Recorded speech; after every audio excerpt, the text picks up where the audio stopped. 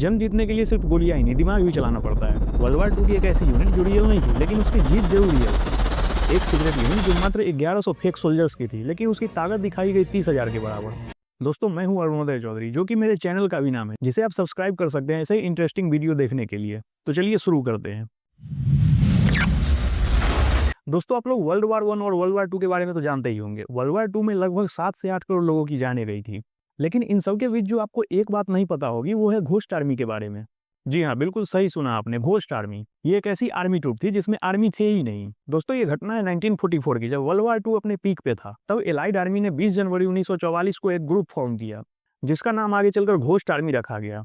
ये एक ऐसी ग्रुप थी जिसमें आर्मी नहीं, 1100 actors, set designers, radio operators, यहाँ तक कि ट्रक ड्राइवर शामिल थे। और इस चीज को पूरा करने के लिए उन्होंने 3 टेक्निक का यूज किया था, जिसमें से पहला था विजुअल डिसेप्शन, यानी कि वो दिखाना जो असल में है ही नहीं। इस ग्रुप के लोग नाजी आर्मी को ये दिखाते थे कि हमारे पास बहुत बड़ी सेना, टैंक्स, वारशिप वगैरह अवेलेबल है, ताकि उन्हें ये लगे कि उन्हें बहुत बड़ी सेना से लड़ना है और वो डर कर पीछे हट जाएं। लेकिन असलियत ये होती थी कि इन टैंक्स और वारशिप्स में हवा भरे होते थे और इन्हें हवा निकालकर एक जगह से दूसरे जगह पर आसानी से ले जाया जाता था।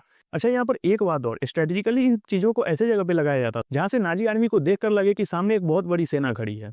यानी कि ये लोग एक तरह से ऐसा इल्यूजन क्रिएट करते थे कि हमारे पास बहुत बड़ी सेना है।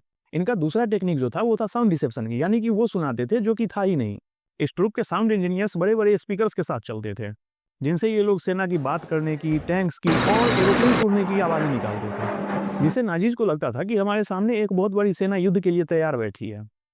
और तीसरा टेक्निक जो ये लोग यूज करते थे वो था रेडियो डिसेप्शन का। घोस्ट आर्मी के लोग रेडियो पे फेक न्यूज ट्रांसफर करते थे, जिसे कि नाजी आर्मी कैच करती थी और उन्हें गलत सूचना मिलता था, जबकि रियल एलाइड आर्मी कहीं और मूवमेंट कर रही होती थी।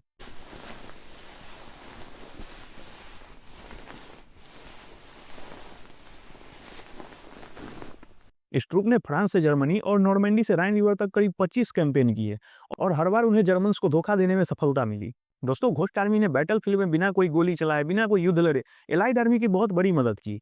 इस वजह से आगे चलकर इन्हें वर्ल्ड वार 2 का सबसे क्रिएटिव आर्मी भी कहा गया। वर्ल्ड वार 2 खत्म होने के बाद घोस्ट आर्मी के कामों को बहुत दिन तक गुप्त रखा गया। फिर 1996 में कुछ डॉक्यूमेंट्स डिक्लासिफाई होने के बाद लोगों को घोस्ट आर्मी के योगदान के बारे में पता चला और फिर 1 फरवरी 2022 को प्रेसिडेंट बाइडेन ने एक लॉ साइन किया, ghost army congressional gold medal act, जिसके थ्रू घोस्ट आर्मी के मेंबर्स को गोल्ड मेडल दिया गया।